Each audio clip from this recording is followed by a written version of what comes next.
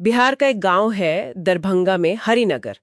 वहां पैसों के लेन देन पर एक छोटा सा झगड़ा हुआ और वो झगड़ा देखते देखते एक बड़े जातीय संघर्ष में बदल गया।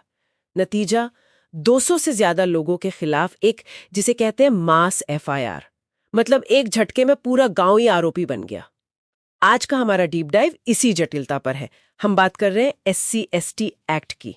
एक तरफ तो ये कानून सामाजिक न्याय का एक बहुत जरूरी कवच है, लेकिन दूसरी तरफ हरिनगर जैसे मामले दिखाते हैं कि जब इसका इस्तेमाल भीड़ पर होता है तो ये कितना पेचीदा हो जाता है। आज हम इसी के दो पहलुओं को समझेंगे, इसकी सुरक्षा की मंशा और इसके दुरुपयोग की आशंका।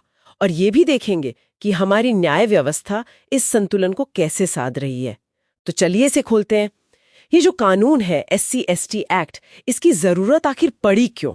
मतलब इसकी जड़ें कहाँ हैं? देखिए, इसकी जड़ें हमारे संविधान के सबसे बड़े वादों में से एक से जुड़ी हैं। अनुच्छेद 17। बिल्कुल, अनुच्छेद 17 जो अस्पृश्यता को, मतलब छुआछूत को पूरी तरह खत्म करता है। लेकिन सिर्फ वादा करना काफी नहीं था। जो पुराने कानून थे वो उतने असरदार साबित नहीं हो रहे थे। तो इसीलिए 1989 में ये मजबूत कानून लाया गया। मकसद साफ था, जाति के आधार पर जो अत्याचार होता है उसे रोकना और पीड़ितों को फौरन न्याय दिलाना। ये तो इसकी मंशा हुई, जो बिल्कुल सही है। लेकिन फिर हम हरिनगर जैसी स्थिति में कैसे पहुंच जाते हैं जहां 200 लोगों पर एक साथ आरोप लग जाता है? एक कानून जो किसी व्यक्ति की सुरक्षा के लिए बना है, वो पूरी भीड़ पर कैसे लागू होता है? और यहीं पर असली चुनौती शुरू होती है।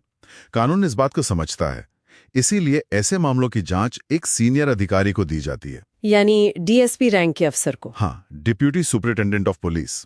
और उन्हें 60 दिनों में रिपोर्ट देनी होती है। उनका काम होता है एक तरह से अनाज से भूसी को अलग करना। अनाज से भूसी को अलग करना, मतलब ये पता लगाना कि उस भीड़ में असल में कौन क्या कर रहा था। बिल्कुल, सिर्फ किसी भीड़ का हिस्सा होना आपको अपराधी नहीं बना देता। जांच का मकसद हर व्यक्ति की भूमिका को अलग अलग देखना है। क्या कोई सिर्फ खड़ा था, क्या कोई हिंसा कर रहा था, ये सब अलग अलग बातें हैं। ठीक है, तो पुलिस की जांच पहला फिल्टर है। लेकिन अक्सर ये मामले अदालत तक पहुंचते हैं। वहां जजों के लिए तो ये किसी रस्सी पर चलने जैसा होगा। एक तरफ पीड़ित को न्याय देना है और दूसरी तरफ किसी निर्दोष को बचाना है। आपने सही कहा, ये एक बहुत बड़ा द्वंद्व है और ये हमें सुप्रीम कोर्ट के फैसलों में साफ दिखता है।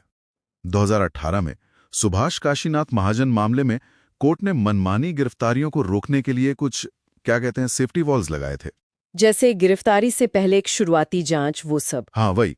लेकिन फिर संसद ने इस पर प्रतिक्रिया दी और वो एक बड़ी खींचतान बन गई थी ना, न्यायपालिका और विधायिका के बीच। हाँ, ये एक सीधी खिंचतान थी। संसद को लगा कि इन सुरक्षा उपायों से कानून कमजोर हो रहा है, इसलिए उन्हें 2018 में एक संशोधन पास किया, धारा 18A, और कोर्ट के दिए सुरक्षा उपायों को हटा दिया।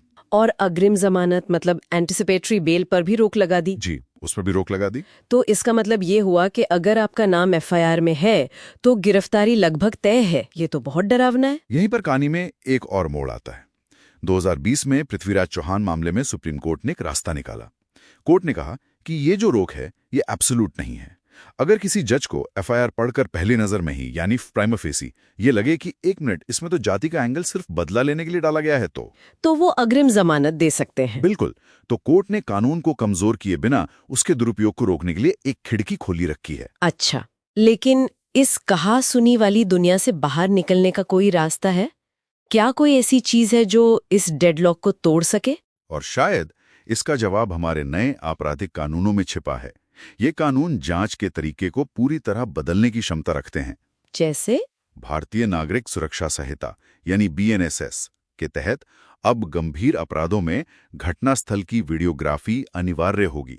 तो अगर हम हरिनगर वाले मामले पर वापस जाएं, आप कह रहे हैं कि अब अगर वैसी कोई घटना होती है तो पुलिस को वीडियो रिकॉर्डिंग करनी पड़ेगी। हाँ, और सिर्फ इतना ही नहीं। सोचिए, उन 200 लोगों में से कोई दावा करता है कि वो तो घटना के समय वहां था ही नहीं। पहले उसे गवाह खोजने पड़ते थे। अब उसका मोबाइल लोकेशन डेटा, जिसे CDR कहते हैं, या GPS, वही उसकी सबसे बड़ी गवाही बन सकता है। मतलब टेक्नोलॉजी सबूत बन जाएगी। सही। नया भारतीय साक्ष्य अधिनियम BSA अब डिजिटल रिकॉर्ड को कागजी सबूत जितनी ही अहमियत देता है।